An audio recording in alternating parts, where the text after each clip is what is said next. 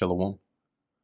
First and foremost, I want to give all praises, honor, and glory to Yahweh, Bahasham Yahushai, Bahasham Rechak Wadash.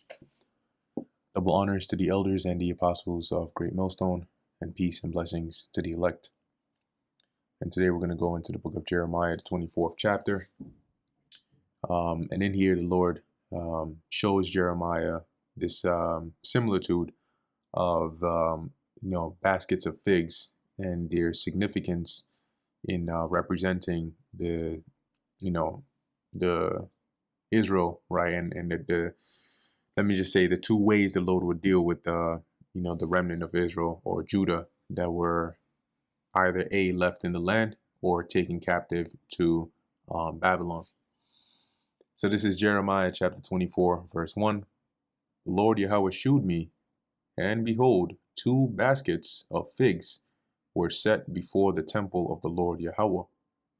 Now, let's look up here, figs, fruit, just so you get so more or less something like this. Okay. So they're fruits. And so Jeremiah sees, these 2 baskets before the temple and how the Lord is showing it to him. After that, in Nebuchadnezzar, king of Babylon, had carried away captive Jeconiah, the son of Jehoiakim, king of Judah, and the princes of Judah, with the carpenters and smiths from Jerusalem, and had brought them to Babylon. So remember that I believe the 22nd chapter or so, we went into how the different sons of Josiah, right, had who reigned after him and so on, and we described how Jeconiah, right, or Jehoiakim, was taken captive to Babylon. Okay, so him, right, along with some of, as it says here, the princes, some of the nobility, the carpenters, the smiths, those that were useful, right, that had skills in trades, were sent to Babylon, and obviously they would be used to better the empire, the Babylonian Empire, because they were, in essence, utilizing resources there. But the Lord had it done on purpose, right? Because you had the first batch, I believe, which was with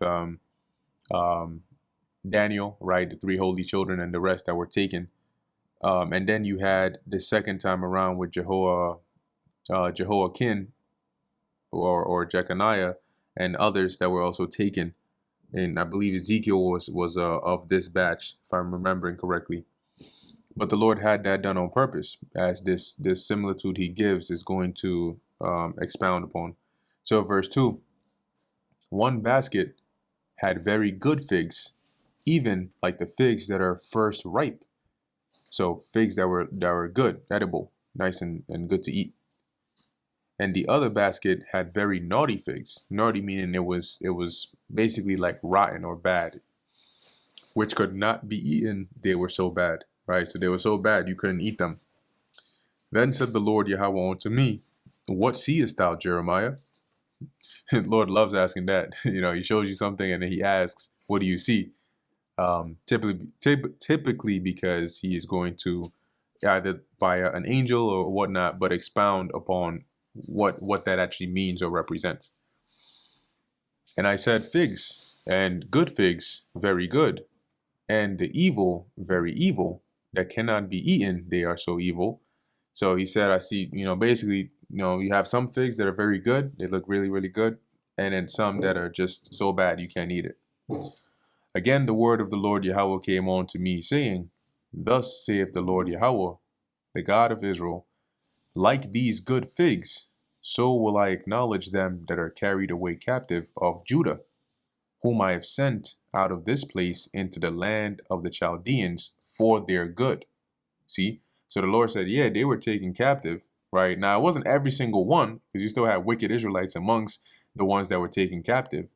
But the Lord had those that he would have mercy upon be taken captive to Babylon for their good. So they would be likened unto the good figs in the basket. For I will set mine eyes upon them for good, and I will bring them again into this land, and I will build them, and will not pull them down, and I will plant them, and not pluck them up. So the Lord likened them onto, basically, he was going to preserve them. So by taking them to Babylon, they would serve captivity over there, but eventually, in process of time, as we know, when the Lord raised up Cyrus, and he ended up taking down the Neo-Babylonian Empire and taking it over, he ended up allowing Israel to go back, right, return to their land and rebuild the temple and so on, right? However, verse 7, and I will give them an heart to know me, that I am the Lord Yahweh, and they shall be my people, and I will be their God. And when you read, when you go through the other books around this time, when Israel was allowed to go back, not every single one went, but there were some, as the scripture worded it, whose hearts or whose spirits the Lord had stirred up towards him, all right, who with zeal went back to begin the rebuilding of the temple of the Lord. So as it says here, and I will be their God, for they shall return unto me with their whole heart. And as for the evil figs, which cannot be eaten, they are so evil. Surely, thus saith the Lord Yahweh. Now, what you see here is that even though, right, the Lord was mentioning he's going to bring judgment, he's going to bring judgment upon the land and the inhabitants of it and make it desolate, for those that he would have mercy on, even in the judgment, right, there's a way where and how he preserves them. When you look at Daniel, for example, the Lord had him taken out of the land, right, the first go around, before he even decided to bring the armies there and besiege it and so on and so forth. So Daniel was in Babylon, and the Lord had him and the wise men, right, the three holy children and so on, in a good position, right? So the Lord always finds a way, even when he brings judgment, to preserve and deliver those that he grants favor to. So back here, verse 8, now on the other hand, the evil figs, the Lord said, right, verse 8, and as the evil figs, which cannot be eaten, they are so evil. Surely thus saith the Lord Yahweh, so will I give Zedekiah the king of Judah, and his princes, and the residue of Jerusalem that remain in this land, and them that dwell in the land of Egypt, and I will deliver them to be removed into all the kingdoms of the earth for their hurt. So the Lord likened Zedekiah and, like it says, his princes and the wicked ones that were left in the land to this basket of like rotten figs. Okay. And he basically says, I'm gonna give them over, right, as it says here, to be removed into all kingdoms of the earth for their hurt, meaning not for their benefit. They would either die or be sold, right? Or obviously some of them would be sent as captives, but a good portion of them would be slain. So as it says here, to be a reproach and a proverb, a taunt and a curse in all places whither I shall drive them.